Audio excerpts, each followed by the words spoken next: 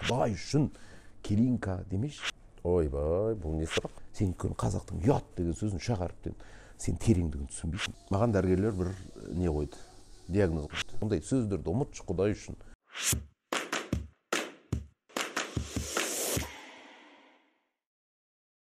Ереге, рахмет уақыт бөлгеніңізге бізге.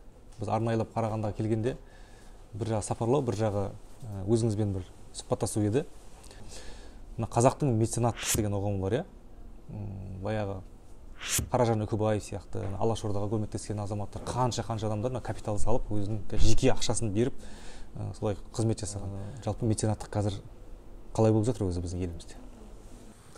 Меценаттық деген ол сөзді білмесе де қазақ, 100 жыл бұрынғы қазақ меценаттық деген болған, кеңінен тараған. Мысалы үшін мен туған жерімде Егіндібұлақ ауданы, Қарағанды облысы, Семей жақта ғой. Семейге қарай.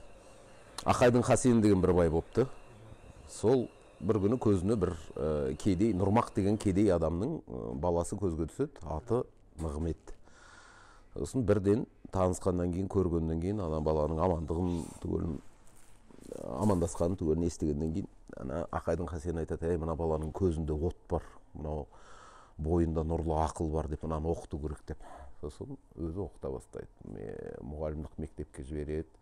Жаңағы 10-11 жастағы баланы спонсоры болады, стипендиясын төлейді. Өзі қоянды жәрмеңкесіне жаңағы баланы апарып жүреді 14, 15, 16 жастарында. Сен аудармашы болып барасың, маған ана сырттан келген орыс сол көпестерге менің сөзімді аударып бересің деп. Сосын аударып не үшін? Ана қазақтың жасаған өнері бар ғой.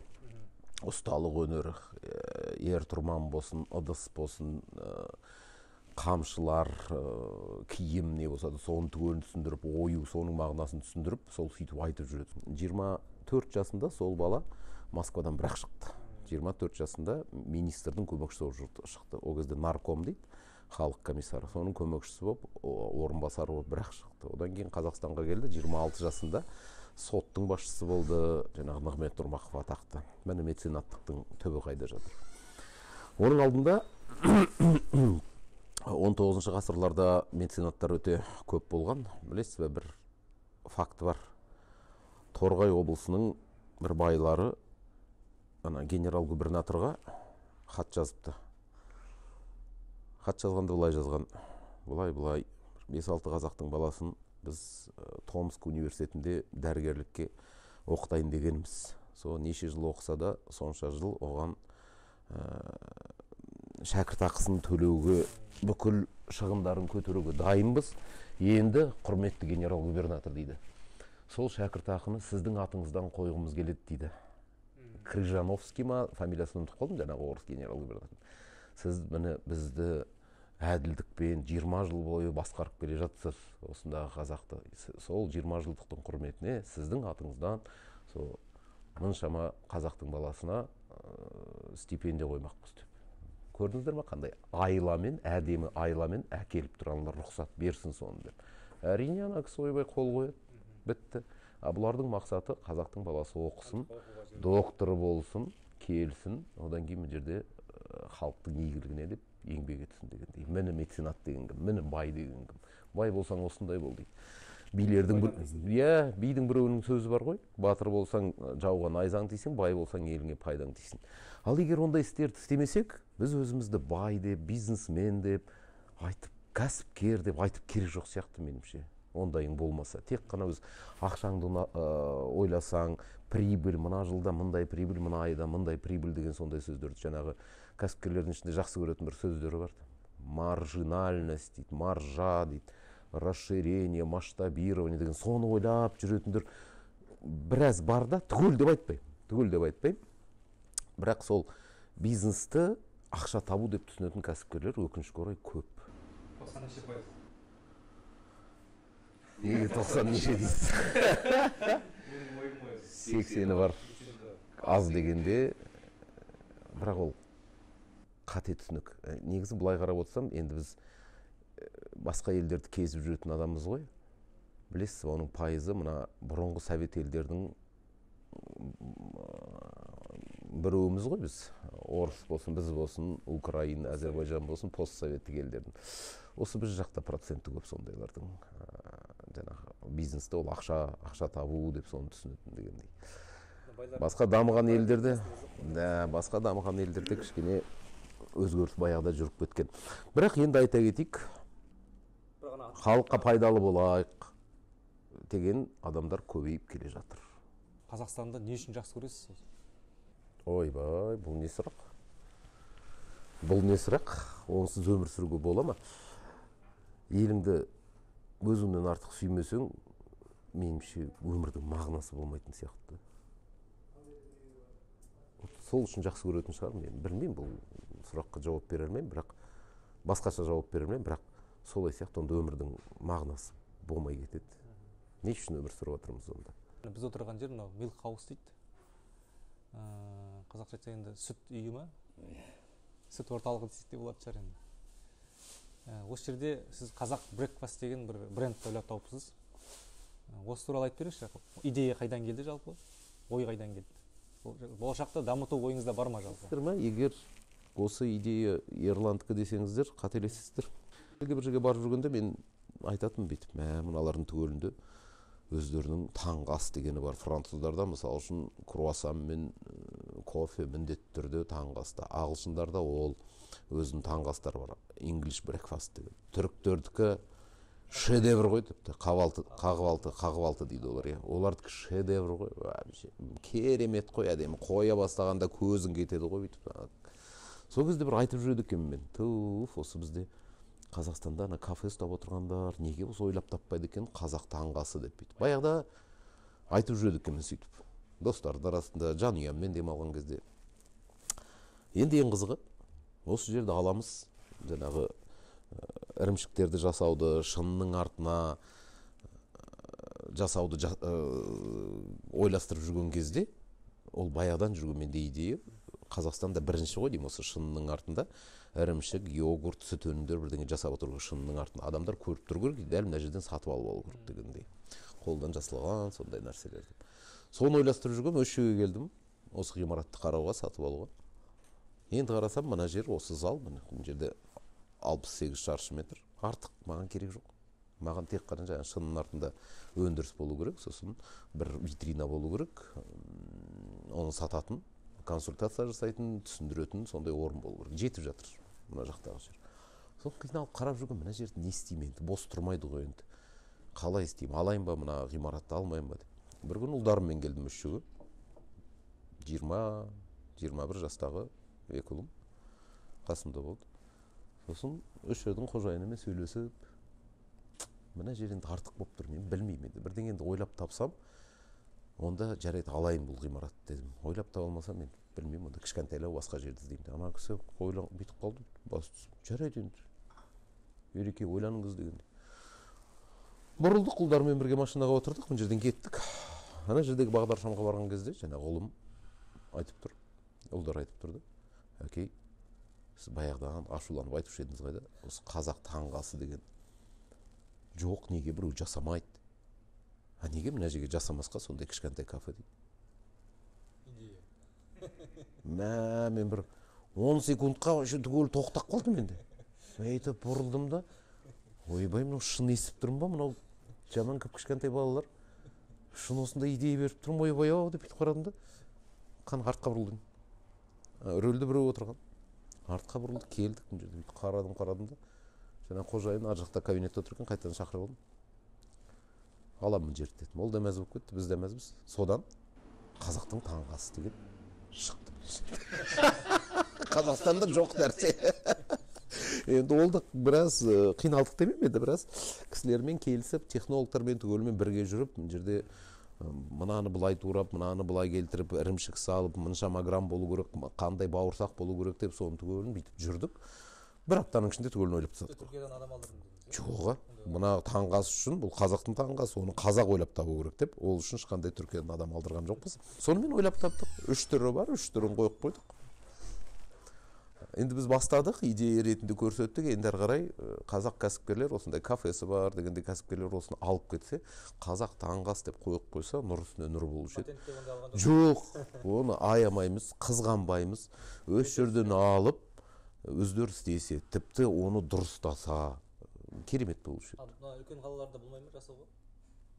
Жоқ, бізде өзіміз жасау деген ой жоқ, өйткені біз негізі ісіміз негізі басқа ғой. Біздікі завод, күніне 80-90 тонна сүт, қаншама йогурт, анау мынау, бұл мүлдем басқа. Бұл стандарт ретінде ел көрсінде өздеріне жасасын, сөз жоқ. Кеңесті береміз, бір тиын ақша сұрамаймыз, жегіземіз, көргіземіз, қанша калория бар, неге мынаны қостық, неге мынаны қостық деп оны түгелін түсіндіріп береміз. Ғылыми жағынан. Бұл жай емес, әдемі болсын, дәмді болсын деп. Бұл пайдалы болу керек. Мына жерде таңғы ас ішкен адам, мысалы үшін таңертең 9-да іштіңіз, кеттіңіз. Сіз сағат 1-де, 2-де қарныңыз әлі ашпау керек. Өйткені ол біріншіден жеңіл, екіншіден ақуыз, жаңа протеиндер өте көп. Сол себептен бұл сізді тойдырып, тойымды тамақта, пайдалы, тойымды. Баяғы атқа мінген аталарымыз сөйтіп жүрген ғой. Дәл солай ғой. Дәл солай. Таңертең бүйтіп, малта немесе малтасын несі тұрыс айтасыз, сондай сөз бар ғой. Айран көжемен бір бауырсақ, мін қазақтың таңғасы. Негізі. Сол себептен біз мына таңғастың үшеуіне де, 3 сет бар, үшеуіне де айран көже кіргіздік. Енді келесі мәселе мына Түркияға байланысты. Енді Түркия бұл жағынан туризм жағынан қатты дамып кеткен ғой, өзіңіз білесіз.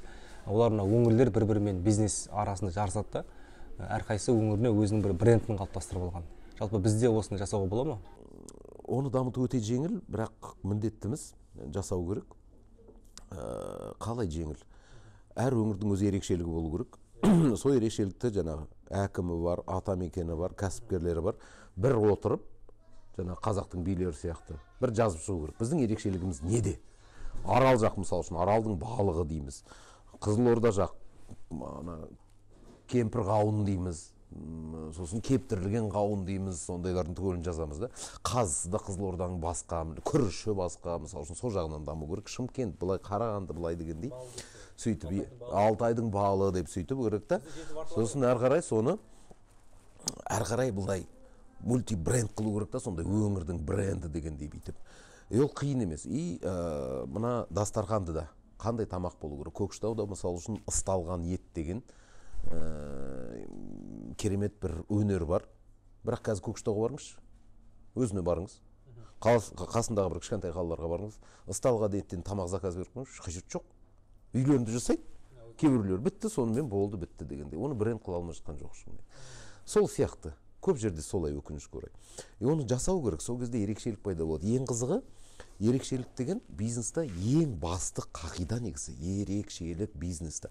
Жаңағы нәрсе жасасақ, қаншама бизнесқа біз сабақ беруші едік ерекшелік бойынша. Білесіз бе, бизнеста ең басты, сіздің бизнесіңіз пайда болу үшін ең басты не керек? Мысалы үшін мен жас кәсіпкерлермен кездесулерді өткіземін, сол кезде біріншіден олар қоятын сұрақ. Мына бизнесті бастау үшін Ерлан аға, бірінші капиталды қайдан алу керек? Сіз қайдан алдыңыз? Инвесторды іздеу керек пе? Инвесторды қалай табамыз? Ішті пыстырып жүреді. Ішті пыстырып жүреді. Қайдағы капитал, қайдағы инвестор? Ондай сөздерді ұмытшы Құдай үшін. Бір 10 жыл жұмыс істеп тұрса, одан кейін есіңе түсір, ондай сөздерді одан кейін оқыш. Ең бірінші бизнеста саған ерекшелік керек. Ерекшелік, осын жатта болу керек, идея керек. Ал идея, сенде ақша бар ма, жоқ па, ол әсер бермейді жаңағы идея. Тіпті ақша жоқта жақсы идея туады негізі. Тоқ адамда идея тумайды. Аш адамда туады. Ерекшелік деген, кез келген бизнеста мына, мен қазақшаға әлі күнге дейін аудара алмай жүрмін, қалай аударатынын білмей жүрмін да. УТП деген ұғым бар. Уникальное торговое предложение. Сенің саудаңның, сенің бизнесінің, сенің жаңағы товарыңның ерекшелігі, уникальность. Сол керек ең бастысы. Ешкімге ұқсамайды. Мен ылғи айтамын былай. Мысалы үшін сіз ойлану керек, не істегіңіз келеді, сізге не жұмыс ұнайды. Жас кәсіпкер, 25 жаста кәсіпкер болғым келеді. Дүкен ұнайды дейді ол маған дейді. Окей, жақсы. Дүкенші болғым келеді дейді. Өзім сатушы болып тұрып, өзім қожайын, кішкентай дүкен. Мына жердегі үйлер маған келсін. Жақсы. Өңірдің түгелін тексеріп, бүкіл дүкенді айналып шығыңыз. Ана дүкеннің алдында отырыңыз да, жазып отырыңыз. 2 сағат бір дүкеннің алдында. 2 сағат 2 дүкеннің алдында, сол 120 минуттың ішінде нешегісі шықты, нешегісі кірді. Шыққан кезде пакеттердің көлемі қандай болды дегендей. Ішіне кіріңіз, тоғыз тұра тұрыңыз дегендей. Таныс біреудің дүкені болса, 3 күн соның ішінде отырыңыз. Ан жаққа бір орындыққа отырып алыңыз да, қарап отырыңыз. Кім келеді, кім кетеді дегендей. Сосын, мысал үшін сенің өңірінде бір 50 дүкен бар екен. Окей? Сен бірінші айтуың мүмкін бұлай. елу дүкен бар, 51-шін ашсам не болам, мен банкрот болам деп. Жақсы, ол да жөн. Бірақ онда сен кәсіпкер емессің. Онда сен кәсіпкерлікті ұмыт та, бар бір стабильный жұмысқа бір жерге бар. Онда кәсіпкерлікті ұмыт. А кәсіпкер болсаң, шын рухың, менталитетің кәсіпкер болса, сен 51-ші дүкенді ашасың.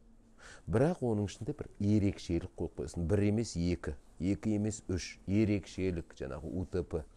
Сервисіңда, товарыңда, витринаңда, товардың тұрған әдемілігінде, жарқын жүзіңде бүйтіп тұрған дегенде ерекшелік қойып қойсын. Бітті.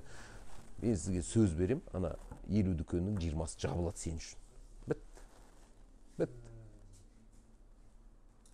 Мысал үшін өзім де кейбір кезде дүкендерге барып жүрген кезде мына сүт сатып атады дүкендер, сонда барып сөйлесесің ғой енді. Қалай, апай, ағай, анау, мынау деп сөйтіп.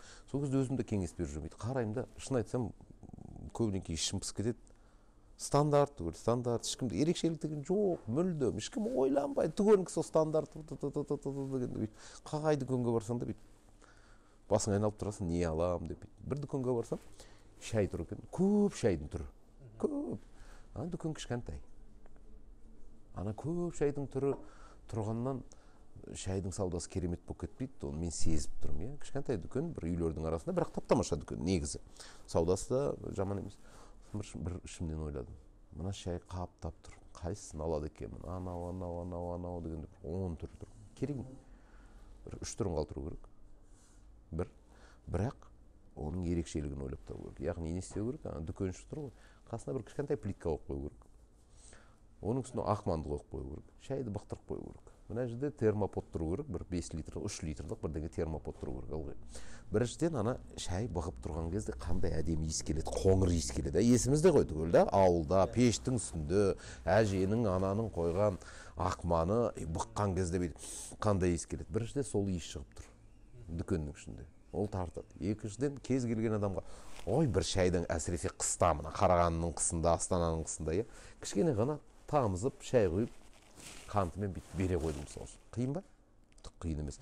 Ақшаң көп кетті ме? Жоқ.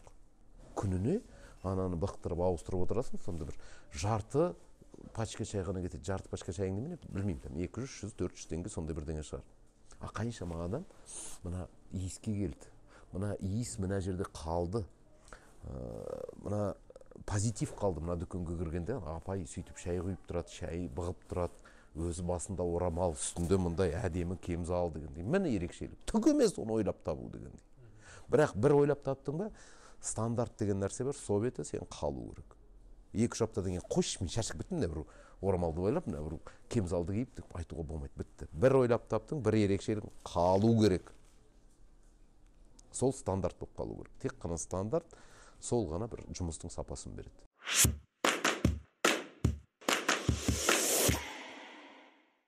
Ереке, тақырыпты былай бұрсақ, өзіңіздің жеке басыңызға қатысты уақытыңызды жалпы қалай жұмсайсыз, отбасыңызға, қызметіңізге байланысты? Үлгеріп атамыз. Жанұяға уақыт бөлініп атады, әрине. Онсыз болмайды. Қазақта айтылған бір сөз бар ғой. Тағы да міне қазақи менеджмент қой, біздікі жаңа құндылықтар бойынша да. Бірінші байлық денсаулық, сен денсаулығыңды сақтау керек, әрине. Немқұрайлы өзің денсаулығыңа қарамау керек, суықта жылы киініп жүру керек, спортқа уақытыңды бөлу керек, тамақты дұрыс ішу керек дегендей, сол ғой бірінші байлық денсаулық. Екінші байлық ақжаулық дейді. Жанұяң, анаң, әкең, әйелің, балаларың түгелі. Тек қана үшінші байлық он саулық, сауатын малың, яғни байлығың. Үшінші орында бизнесің, заводың, магазинің, кафең, соның түгел үшінші орында. Сол себептен осыны ешқашан ұмытпау керек. Тағы да міне қазақи менеджмент, қазақи қағидалар. Міне бойыңда болса, ешқашан ұмытпайсың. Мына жанұя деген ол бизнестен гөрі маңызды екенін ұмытпайсың. Ата-анаңыздың сіздің құлағыңызға құйған 3 қағидасы қандай? Обал болады, ұят болады дегенмен өскен адамбыз. Ол өте терең қағидаларда, өте терең. Қазір міне кейбіреулер шығып, орыс тілді қазақтар ұят деп айтқан қазақтарды кекеп, ұятмен деп шығарып жатыр ғой, мысалы үшін. өкінішті, өте өкінішті. Жалпы қазақтың тілін білмеген адам, қазақ тілінде ойланбаған адам, ойланбайтын адам, меніңше қазақ халқына қатысты бір пікірлерін білдірмеу керек сияқты. Білдірмеу керек. Өз бетімен сол жүре берсін де, сол басқа тілде сөйлеу, басқа тілде ойлану, басқа тілді керемет деп санау ұнай ма, сол беті жүре берсінші. Мына жаққа қатыспау керек олар. Келім деген қасиетті ұғым бар. Оны келинка қылып мазақ қылып керек жоқ, кино шығарып, кітап жазып дегендей. Солар біраз нетеді, қынжылтады, өте қате нәрселер. Орыс тілдісің ба, орысша ойланасың ба, нұр үстіне нұр болды, бітті. Бірақ өз бетімен сол жақта бір нәрселерді шығарып, шығармашылығын танытып, сөйтіп жүре берсеші, мен жерге қатыспашы. Сен өйткені қазақтың ұят деген сөзін үш ақ әріптен сен тереңдігін түсінбейсің. Қазақтың келін деген сөзін түсінбейсің. Сен өйткені Зейнеп Ахметованың кітабын шуақты күндерді оқыған жоқсың сен. Оқи алмайсың сен, өйткені қазақ тілді емессің. Сол себептен Құдай үшін келинка демеші. Оны арзан күлкі қылмашы. Яғни ұят деген нәрсені дарып өстіңіз ғой? Әрине, ұят болады, обал болады деген бізді өсірген сол. Сосын шешенің бата беруі. Не істесең де бата беруді, бала кезде таңғаласың да, есікті ашып жібересің, кесені әперіп жібересің, білмеймін там, құлынды байлайсың, жаңағы ойбай, батаны төгіп атады. Бір сөзбен ұрып қалады. Ең мұндай қарапайым өркенің өссін, жолың болсын. Бүйтіп айтпайды да, бүйтіп, ой, балам мұндай болсын дегендей, елжіреп дейтін, жай, шын ниетпен, салиқалы түрде өркеніңіз, үй жолың болғыр. Бітті. Сонда қаншама мейірім тұр, қаншама ниет тұр, қаншама дұға тұр. Күніне әр қайсымыз, міне 10 баланы туып өсірді, әр қайсымыз күніне 15-20 рет естейтініміз мысалы үшін. Өте маңызды ол бата деген. Ал енді бизнесқа қатысты бір кеңес әлгінгі дейін есімде, меніңше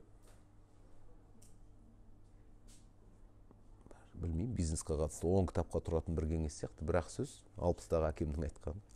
Әкем өмір бойы энергетик болған. Бар осы? Жоқ, өкінішке орай, 88-де қайтты. Мен 8-ші баламын ғой. Мен 40 қоймын. Мен 18-ші. Ту, машалла. Тамаша, керемет екен.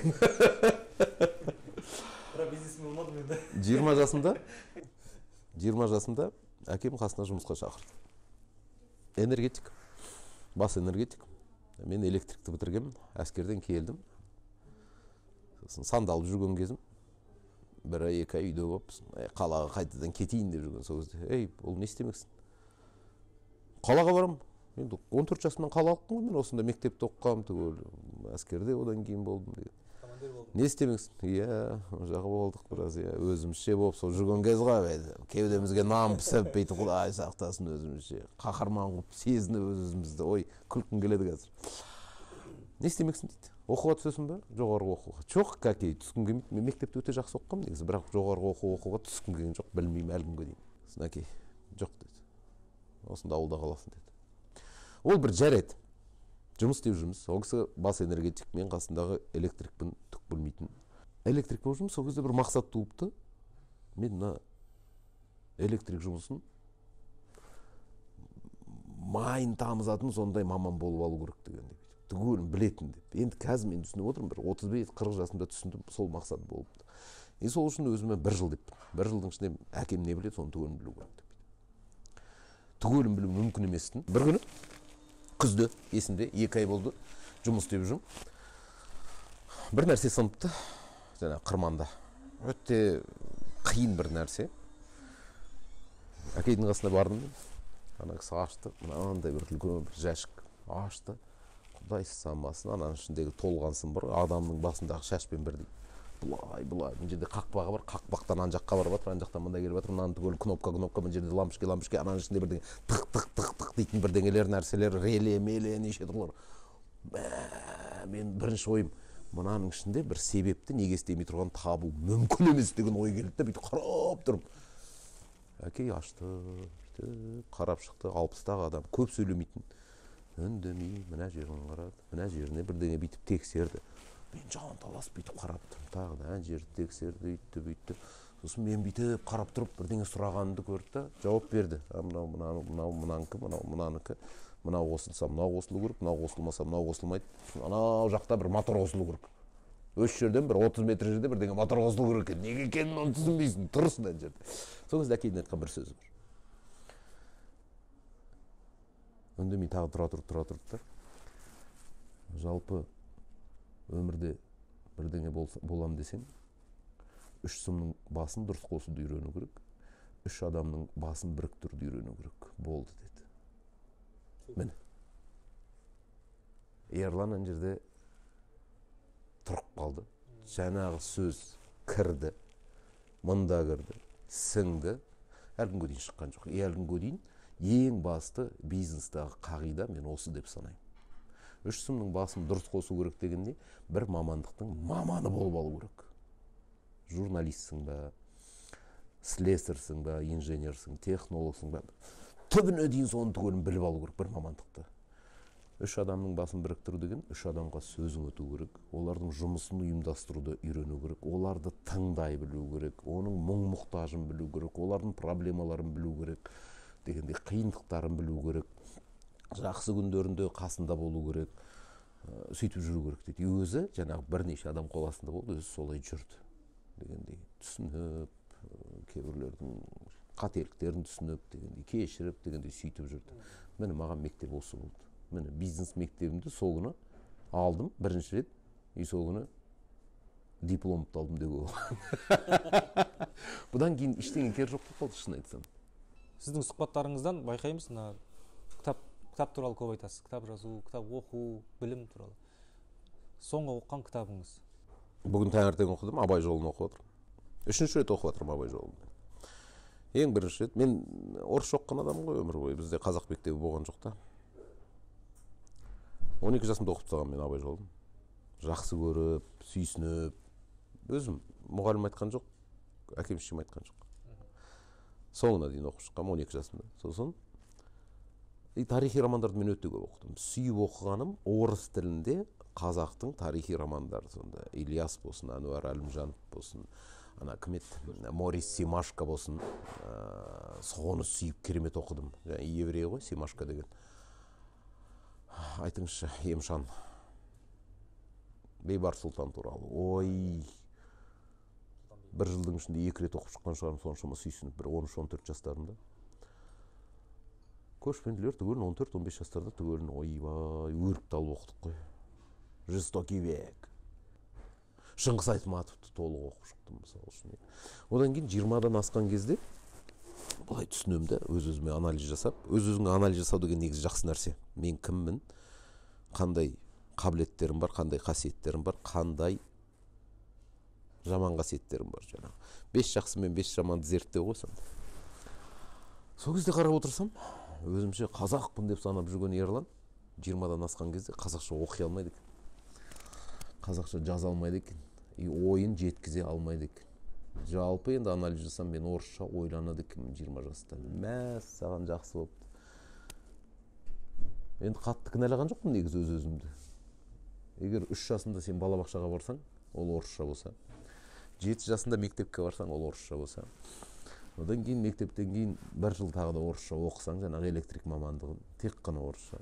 Одан кейін 2 жыл әскерде болсаң, орыстың арасында, Москва қаласында, дәл ортасында болдым мен Москва. Сонда 3 жастан бастап 20 жасқа дейін орыс тілді ортада тек қана оқу, жазу, сөйлесу, анау мынау деген. Бірақ әрекет жасау керек қой. Енді соны ақталып өз-өзімде, мен өмір бойы осылай орысша оқығам, менің кінәм емес, ол Советский Союз деп, Қарағандыда өскем 14 жасымнан бастап деп. Ол кезде Қарағандыда қазақ жоқ. Өте асын. Сөйтіп ақталып тастауға болушы еді негізі.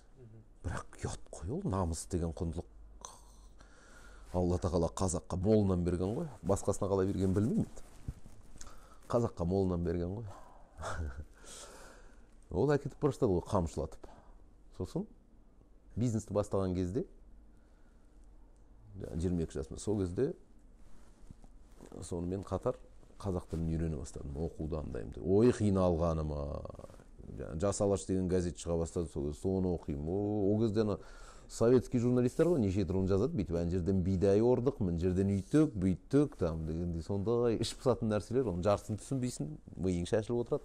Бірақ күнде өзімді оқытып, сөйтіп келіп, 30-ға қарай, білесіз бе, біріншіден Абай жолын оқып шықтым. 30 жасымда, қазақша, басынан соңына. Мен енді қазақсың дедім өз-өзіңе. Ол бір. Екіншіден, қазақтың ақындарын аштым да өзім үшін, өзім ешқашан білмеген. Мұқағалиды да білмеген, Мағжанды да білмеген. Енді Мағжанды ешкім білмеген 90 жылға дейін.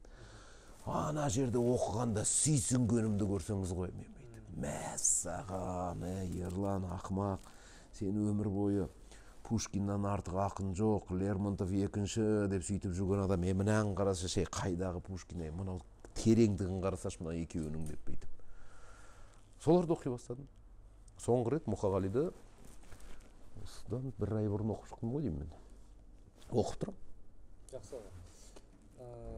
Кітап деген ол адамды танытатын нәрсе. Енді ойдан ой туады ғой, жалпы жаңа сіз айтып қалдыңыз ғой, мына әр адамның әр кезеңде ойлау өрісіне байланысты, жасына байланысты мына түсінігі өзгереді. Мысалы, менің есіме түсіп отыр, мына Көксерек әңгімесінің өзі, Мұхтар Әуезовтің бала кезінде оқыған кітабым, қазір енді қайтадан оқығам, басқаша бір ой келді маған. Мұхтар Әуезов бұл жерде қасқырдың адам арасында қатынасы емес, бұл жерде қазақтың бұдан болуға өзінің мойын сұнбайтынын, қазақтың еркін халық екенін, түбі бәрібірде бостандыққа кететінін меңзеген сияқты. Бір кітапты шаршамай оқып отыру керек. 10 жылда бір рет ұнайтын кітапты 10 жылда бір рет оқып отырсаң, жаңа нәрселерді ашып отырады. Өте дұрыс айттыңыз.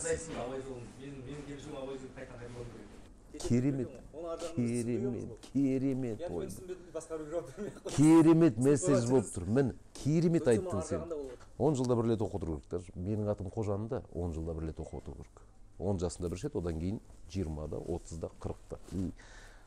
Қаза бересің. Бітпейтін кен оның түгел. Бір нәрсе есіме түсіп отыр, мына әлемдік алпауыт компаниялар бар ғой, Facebook дейміз ба, Google дейміз ба, барлығы енді Америкада орналасқан ғой көбісі.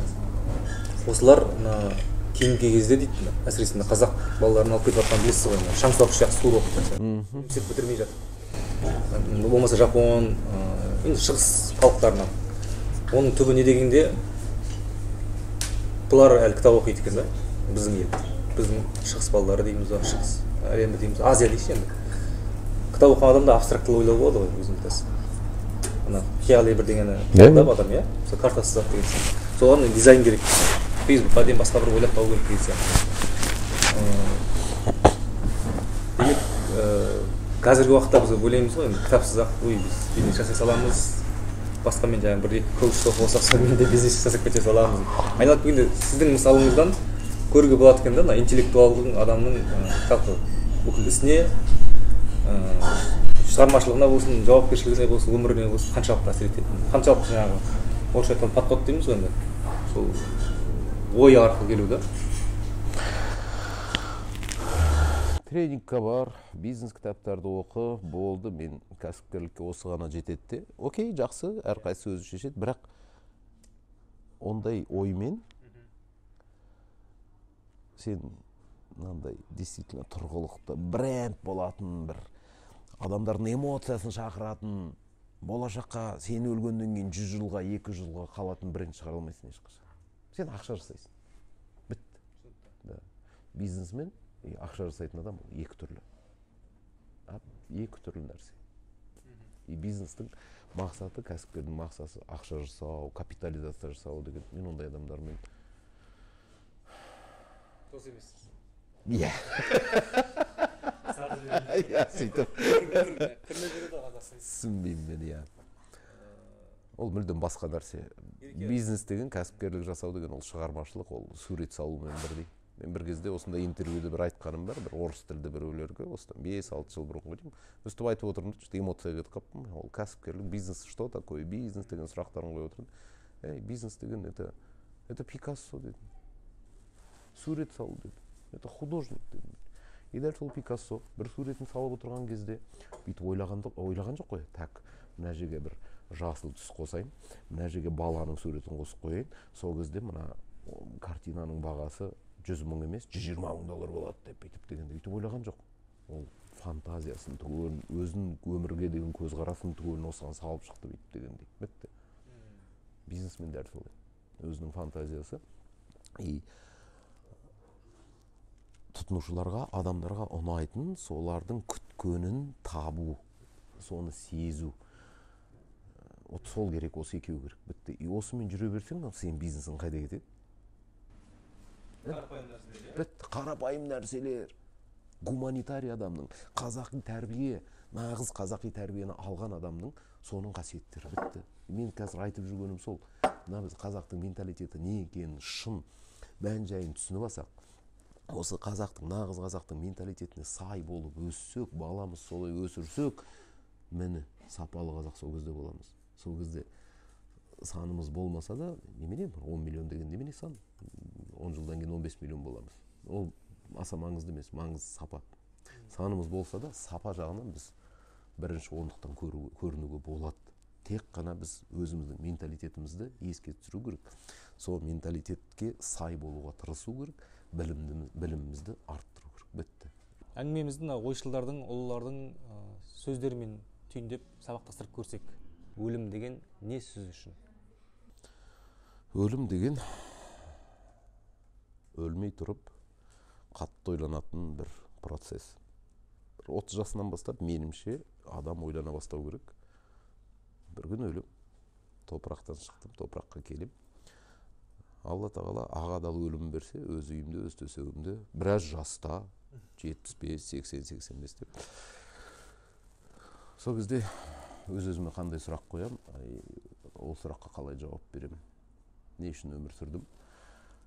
Менің осы жерде 70 жыл, 75 жыл жүргеннен біреу пайда көрді ма, қуанды ма, елім пайда көрді ма, бірдеңе өзгерді ме жақсы жаққа дегендей. Сол сұраққа иә деп жауап бере алсақ, соны армандау керек 30-дан бастап. Оған Конфуций былай жауап беріпті, өмірдің не екенін білмей тұрып, өлімді қайдан білеміз депті. Басқару деген не? Басқару деген адаммен қарым-қатынас құра алу, басқару деген бойыңдағы қасиеттер болу, қамқоршылық дегендей, обал болады, ұят болады деген қағидаларды білу, қамқоршы болу, аға бола алу. Оған жаңағы сол Конфуций атамыз айтты, басқару деген жөнделу депті. Сіз үшін ең қымбат нәрсе не? Қазақтың болашағы шығар. Сіз үшін ең тәтті не? Баяғы замандағы әдемі, бай, қазақтың тілі бүкіл жерде естіліп тұрса, сол. Ең ащы не? Қазіргі халіміз, құрама тіліміз шатасқан. Неде жассыз, неде кәрісіз? Осы бірдеңе проблемалық мәселелерді ойланған кезде кәрі болып өзім сезінемін. Ал әрекет жасаған кездерде жұмыс бабымен болсын, жақын адамдардың арасында бірдеңе ұйымдастыру болсын, ол жерде жаспын, иә. Білім іздегенде. Бизнестегі, болмаса өмірдегі 3 қатеңізді айтсыңызшы. 30-35, даже 40 жастарда кішкене сабыр деген кішкене аздау ғой адамда. Үшін сол тіл деген, мемлекеттің болашағы деген, мынау құрама, құрақ көрпе сияқты бірдеңе ел екеніміз, соны түгілі соншама ашуландырған сонша мен түнде ұйқым бұзылып кетеді. Вроде бизнесте бар адамсың. Осы жерде маған бір мынандай ой келіп тұрды. Бұның барлығы, ойыңыз, сіздің ниетіңіз, бұның барлығы сіздің ұяда, тәрбиеде көрген нәрселеріңіз деп ойлаймын. Жалпы меніңше ата-анаңыз сізді азамат болуға, елге қызмет жасауға тәрбиеледі ғой, солай емес па? Менің мен болуымның 70% әкем мен шешем, аталарым ғой. 70%. Аға әпкелерім түгел. Одан кейін бір 20-25% білім іздегенім, оқыған кітабым. Бір 5% сол өзімнің бірдеңелерім шығар. Мен шын солай санаймын. Ата-анамның берген берген бағасыз. Өмірде қанағат тұтатын нәрсеңіз не? Жастармен көп кездесем, шақырып тұрады. Уақыт бөлесіз, иә? Жастар шақырған кезде міндетті түрде уақыт. Кейбір кезде өзімнің бизнесіме уақыт таба алмай жатсам, қасымда істейтін кісілерге уақыт таба алмай жатсам, кейінге алыстырып бүйтіп дегендей жастарға міндетті түрде табамын. Сол кезде жаңа жастардың сұрақтарын көрген кезде, олардың бірдеңе айтқан нәрсеңе реакциясын көрген кезде риза боласың. Әй, болашақ бар ғой дейсің. Неде ашсыз, неде тоқсыз? Дұрыс келе жатырмын ба? Менен бұл өмірге немене толқы бар деген сөздер қинайтын. 45-ке дейін, сол 45-тен бастап негізі бірдеңе толқы бар сияқты деген ойға келдім негізі. 45-тен бастап 5 жыл болды. Кішкене, өзімді былай қамшылап кері жоқ, әрекет жасау керек. Қамшылауға кеткен энергияңды әрекеттерге кетір деп соған келдім. Соған тоқпын деуге болады. Аштығым тағы да сол. Менімше деймін, біраз ойланса, бір басқа адамдармен бірігіп, бір жақсы басқаға түсінікті болатын бір нәрселер жасауға болатын сияқты, сен негізі жасамай жатсың деп тағы да қамшылап қоямын. Екеуі де бар. Сонда екі ойымда жаңағы ашта, тоқта, осы қоғамға Алла тағала сені жаратып, қазақ қылып осы жерге арқаның жеріне жібергеннен кейін, осы қоғамға пайдалы болып қалшы деген ой, сол аштығымда, тоқтығымда сол. Адам өмірге келгеннен кейін кететіні анық. Жалпы өзіңіз өмірден өткеннен кейін елдің есінде қалай қалғаныңызды қалайсыз жалпы?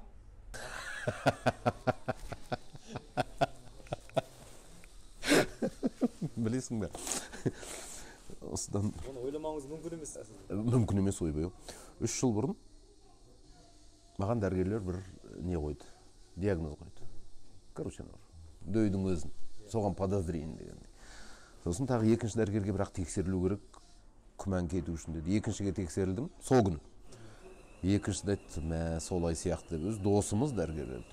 Енді үшіншіге тексеру керек, более детально бірдеңе нәрсе істеу керек, бірақ әдеттегідей жұма күні кешкі жақын сағат 3-тің кезінде уже болды, анау жоқ, бірдеңе аппарат, дүйсенбіні тосу керек, дүйсенбі тексерілерсің, сосын сейсенбі күні кешке саған нәтижесін айтады дейді. Енді сенбі, жексенбі, дүйсенбі, сейсенбі.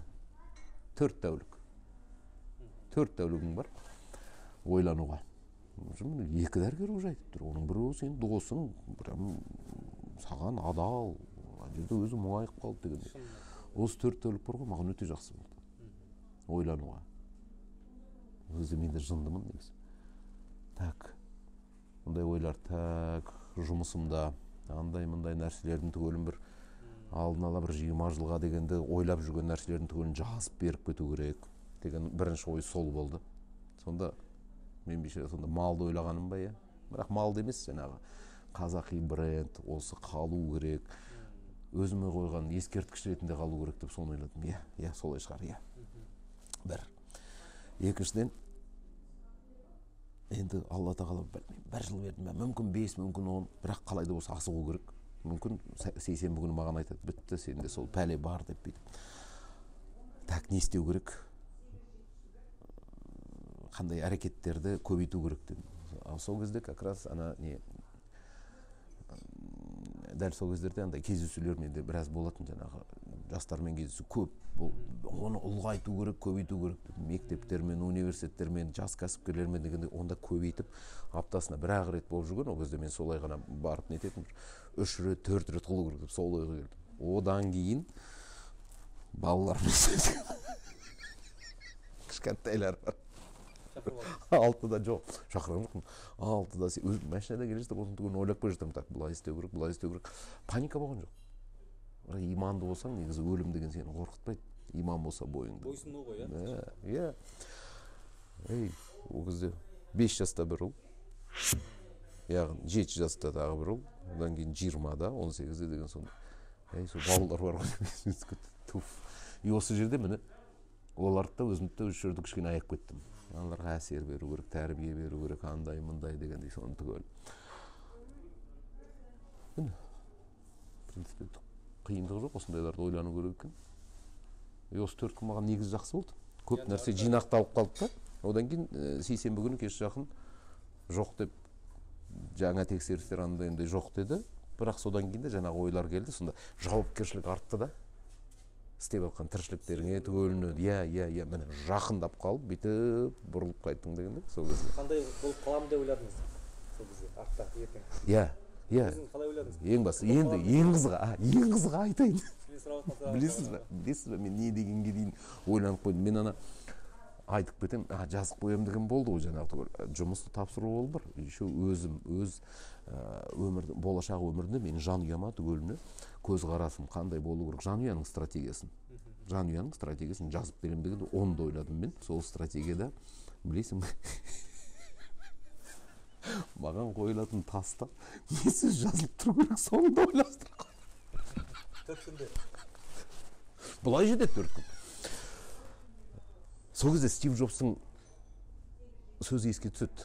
Атақты адам, қалай да болса ол философияны, дінді түгел зерттеген адам ол. И соның айтқан жаңағы сөздерді есіне түседі да, күнде дейді өз-өзіңе сұрақ қою керек дейді. Мен ертең өлсем десең, онда өмірімді біраз уақыттан кейін тез арада өледі десе, онда мен өмірімді күрт өзгертем ба, жоқ па деп. Егер күрт өзгертпеймін, осылай жүре берем десең, онда дұрыс өмір сүріп жатсың деп. Осы сөз еске келді, мен де күрт өзгеретін ештеңе болмады. Тек қана жинақтап, ойларыңды жинақтап, ойлап жүрген, айтып жүрген нәрселерді бір жерге жазып, толықтырып, қолыңды қойып, сөйтіп кету керек деген ойға келдім. Ішімнен прям неткен, көңілім түсірген, сонда бірақ нәрсе болды. Туф, ана балалар кішкентай деп бүйтіп. Ереке, рахмет сізге. Бізге жаңа айттым ғой басында да, арнайы уақытыңызды бөліп, қымбат уақытыңызды сұхбат бергеніңізге, енді сұхбаттың қалай болғанын мен сізге айтпай қойын, өзіңізге. Оның бағасына көрермен берсін. Алла разы болсын.